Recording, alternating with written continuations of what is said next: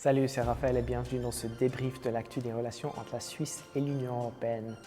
La semaine passée, pas grande nouveauté.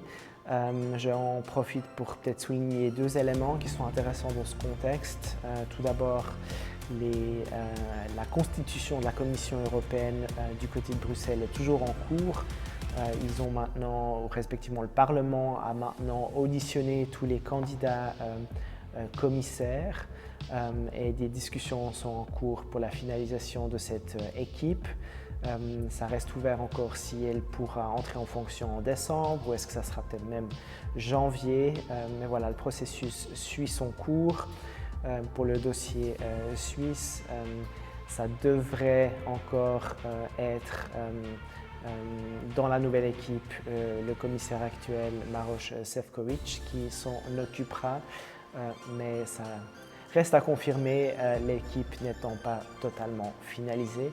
Affaire à suivre de ce côté-là et j'en profite pour revenir sur un autre point au niveau national dans le débat sur l'avenir européen de la Suisse. Ce que j'entends souvent, c'est cette question du nombre de textes de loi que la Suisse aurait à reprendre si elle signait un nouveau paquet d'accords avec l'UE.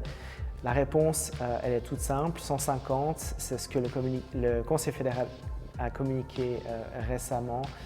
On est très loin des chiffres que les opposants font circuler, donc il ne s'agit pas d'une reprise le jour de la signature ou de l'entrée en vigueur des textes, des nouveaux accords.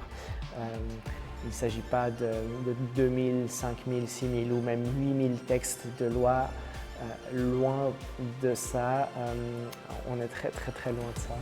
150 et ce n'est pas 150 textes qui font tous 300, 500 pages. Certains sont très simples, très techniques. Donc voilà, simplement pour le contexte général, ne nous faisons pas avoir par cette tentative de nous faire peur avec ce monstre, ce soi-disant monstre bureaucratique bruxellois. Bref, affaire à suivre et à bientôt.